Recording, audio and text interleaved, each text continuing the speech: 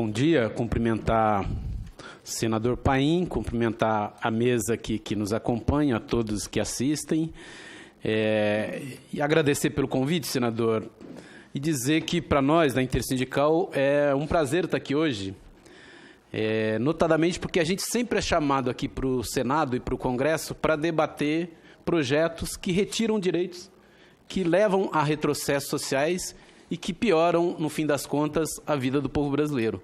Poucas vezes a gente é chamado aqui para debater propostas e projetos que melhorem a vida do povo, que avance a situação da população trabalhadora no nosso país, que é o caso do Estatuto do Trabalho. Esse é um importante instrumento que nós temos que fazer um grande debate com a população para que a gente possa, no próximo período, retomar aquilo que nos foi tirado e, mais ainda, avançar para resolver os problemas que afligem a maioria do povo. Um pressuposto básico para a Intersindical é que nós devemos fazer desse próximo período, em particular das eleições de 2018, palco para revogar a reforma trabalhista, para revogar o texto daquele projeto 4302 do trabalho temporário com terceirização, para revogar a emenda constitucional 95, que estabelece aí um teto, na verdade, impede investimentos na saúde, na educação, na segurança, nas áreas sociais. Então, para nós, uma questão fundamental é revogar a reforma trabalhista, revogar a lei da terceirização votada. Mas é importante dizer que não nos basta apenas revogar a reforma trabalhista, não nos basta voltar à situação anterior da votação da reforma trabalhista, porque nós já tínhamos um conjunto de mazelas que prejudicava milhões e milhões de pessoas, e uma das mais importantes é a questão da terceirização. Então, também, essa mesa aqui é muito importante para debater qual a relação do Estatuto do Trabalho, principalmente no que diz respeito à terceirização. E nós não temos dúvida, a terceirização é sinônimo de precarização, de discriminação, de desproteção social, de empobrecimento, de salários menores do que os demais trabalhadores, né, de maior rotatividade, de mais acidentes de trabalho, de mais mortes, né? A terceirização é sinônimo de desemprego, na medida em que os terceirizados têm jornadas maiores, o que significa ocupar vagas de outros trabalhadores que poderiam se inserir no mercado de trabalho. A terceirização é sinônimo de concentração de renda, é sinônimo de desigualdade social. Por isso, a terceirização é um dos principais inimigos do povo brasileiro, da população trabalhadora, ainda que seja vendido para nós como um fenômeno de modernidade. Nós não caímos nessa patifaria de modernidade, não. A terceirização é um atraso para o povo brasileiro, é um atraso para a classe trabalhadora em quase todos os lugares do mundo onde ela é feita de forma indiscriminada, como disse aqui o doutor Guilherme Feliciano. E também é importante dizer que a terceirização que foi se desenvolvendo nas últimas décadas, no último período no Brasil, ela agride frontalmente a legislação trabalhista, ela ofende a Constituição Federal, ela agride a dignidade humana, ela agrava as desigualdades sociais, né? Ela coloca aquilo que a Constituição garante, que o trabalho não pode ser encarado como uma mera mercadoria. A terceirização transforma o trabalho e o trabalhador numa mera mercadoria, né? O doutor Feliciano deu um exemplo aqui, que a gente sempre dá esse exemplo, e aí eu quero reforçar, né? A terceirização, a empresa que quer terceirizar, visa reduzir custos. E o Guilherme foi muito claro aqui, mas eu acho importante reforçar esse exemplo.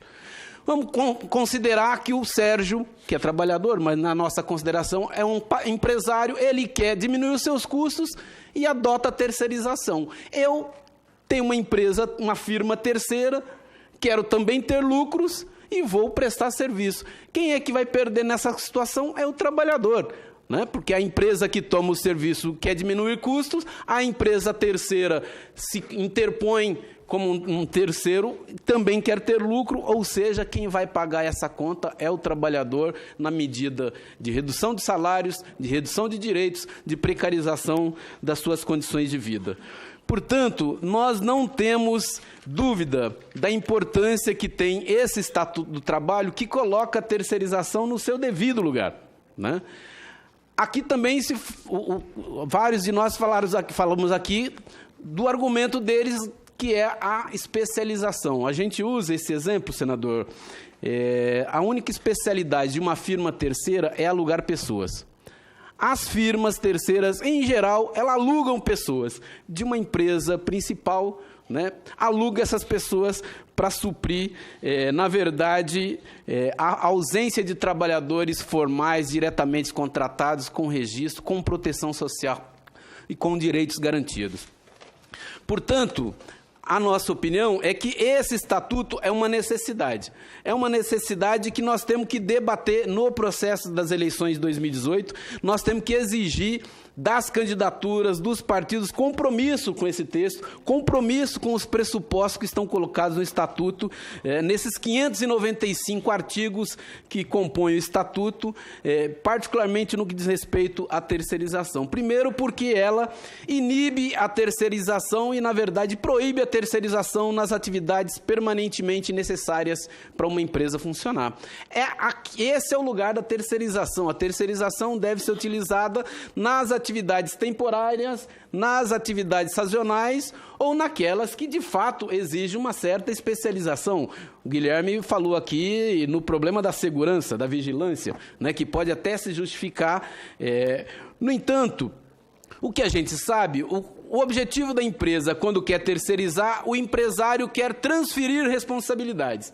Ele não quer ter nenhuma responsabilidade, contrariando o que diz a Constituição, porque quem abre um negócio tem que assumir os riscos por esse negócio. Ele vai ter lucro, portanto, tem que assumir os riscos.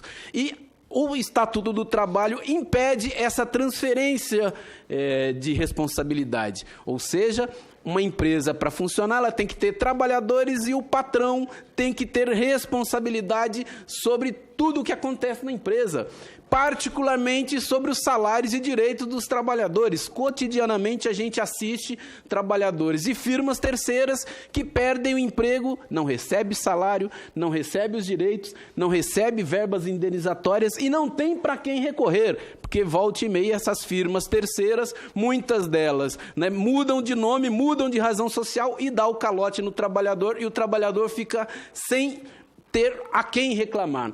O Estatuto do Trabalho impõe a responsabilidade solidária, aliás, a responsabilidade direta da empresa nesses casos, né?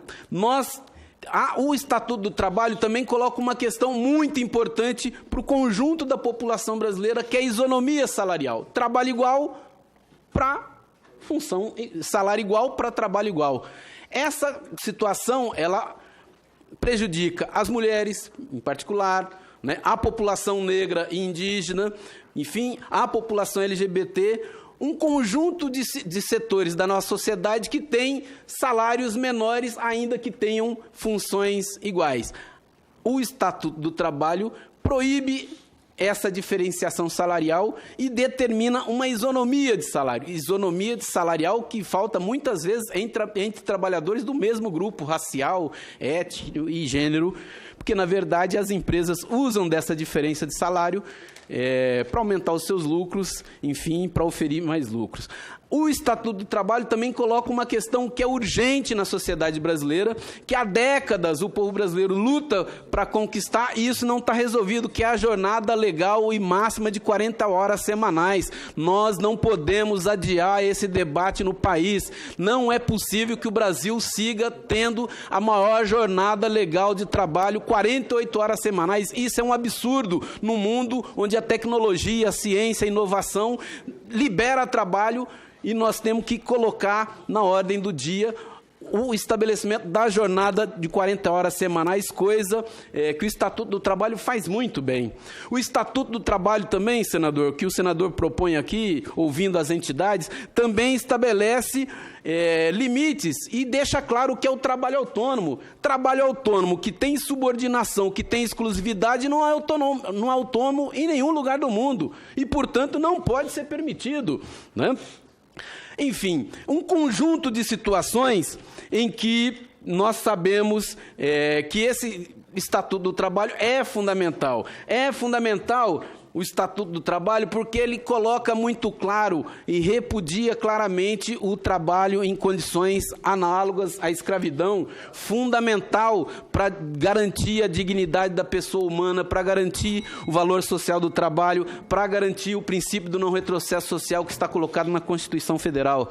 O Estatuto do Trabalho também fortalece a inspeção e a fiscalização do trabalho, que é fundamental. Esses setores do Estado que fazem a fiscalização, né, o controle das regras, das leis trabalhistas no mundo do trabalho e que precisa ser fortalecido, precisa ser garantido, porque nós sabemos que a relação de trabalho, a relação de trabalho, o trabalhador não tem a mesma força que o patrão. É uma relação de desigual e precisa, sim, da inspeção e da fiscalização do trabalho. O Estatuto do Trabalho faz corretamente, fortalece a justiça do trabalho fundamental no nosso país, né?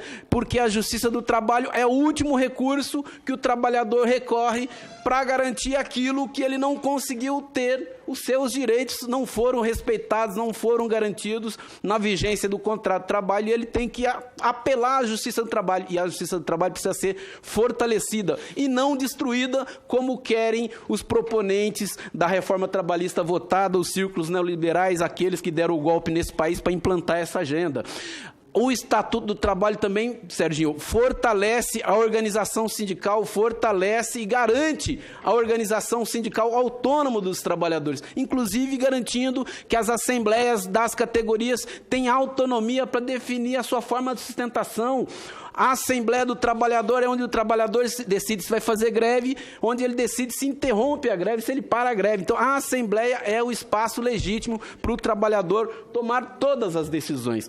Então, senador, a gente quer parabenizar o texto do Estatuto do Trabalho. Nós sabemos da importância desse debate. Nós precisamos massificar, precisamos cobrar dos candidatos, dos partidos, compromisso com essa realidade, e nós temos que remar contra essa maré daqueles que dizem que a terceirização é uma realidade. Vocês são dinossauros, vocês querem acabar com uma coisa que é da modernidade.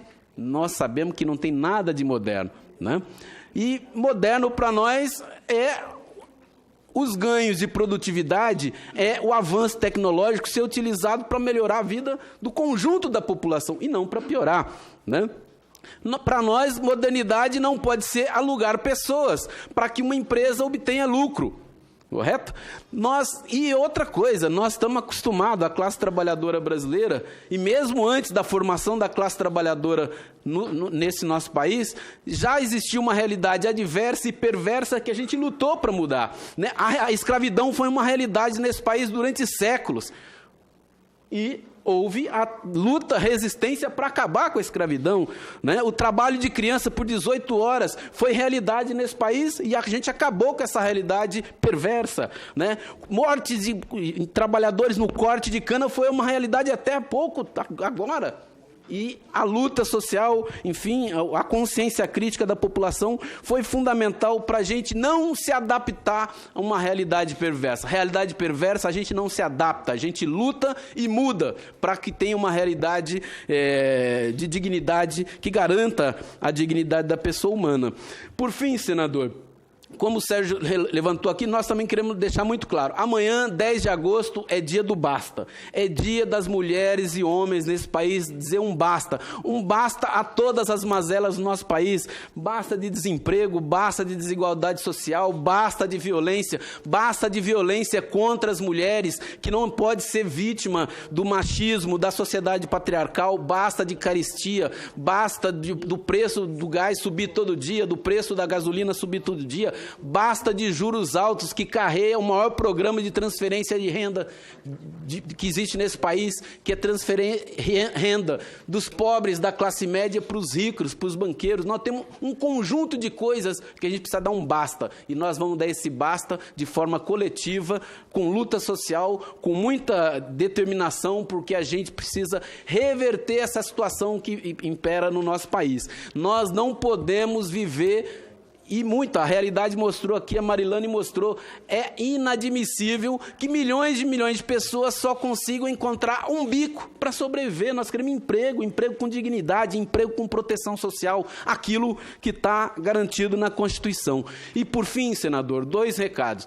Primeiro, esse ano é ano eleitoral, ninguém pode desconsiderar a importância das eleições. Hoje, inclusive, tem um debate na Bandeirantes, um debate muito importante, né, em que vai ser debatido as propostas dos trabalhadores. Diversos companheiros, o companheiro Guilherme Boulos tem levado essas questões que a gente tem debatido, mas é importante lembrar que esse debate tem que ter a participação de todos os candidatos, inclusive do ex-presidente Lula, que vai registrar sua candidatura e tem direito de participar do debate. Nós queremos transformar essa eleição num processo onde se diga, nós queremos reverter todos os retrocessos sociais. E quem votou na reforma trabalhista, quem votou a favor da terceirização, quem votou para acabar com o serviço público, quem votou para privatizar a nossa soberania, para integrar a nossa soberania, nunca mais deve receber o voto do povo brasileiro. Quem votou não volta para essa casa. Essa casa aqui tem que ter companheiros e companheiras como o senador Paim, que coloca o seu mandato a serviço da classe trabalhadora e precisa ser reeleito, Paim. Os trabalhadores no Rio Grande do Sul não podem ter dúvida, nós não podemos prescindir do mandato como do senador Paim aqui nessa casa. E figuras como o senador Paim, como Chico Alencar, como Lindbergh Farias, tem que voltar para essa casa para a gente estabelecer a pauta dessa casa aqui, o Estatuto do Trabalho. Para isso nós precisamos ter representantes da classe trabalhadora, de mulheres e homens que têm compromisso com o povo brasileiro, que querem resgatar a dignidade, porque nós sabemos, senador, gente é para ser feliz, gente não é para morrer numa firma terceira, gente não é para ser super explorado para garantir o lucro de meia dúzia, como dizem aí os relatórios que demonstram que a concentração de renda nunca foi tão brutal no Brasil e no mundo. Então, parabéns pelo Estatuto do Trabalho, é responsabilidade nossa também de levar esse debate para a população, vamos torná-lo uma realidade, porque o povo brasileiro merece e precisa viver sobre a égide de uma nova realidade, que esse Estatuto do Trabalho abre caminhos e propicia uma vida com dignidade e com felicidade, porque nós queremos trabalhar, e trabalhar sim, mas adoecer e ser superexplorado e ser mercadoria não dá. Grande abraço, parabéns, vamos à luta. Muito bem.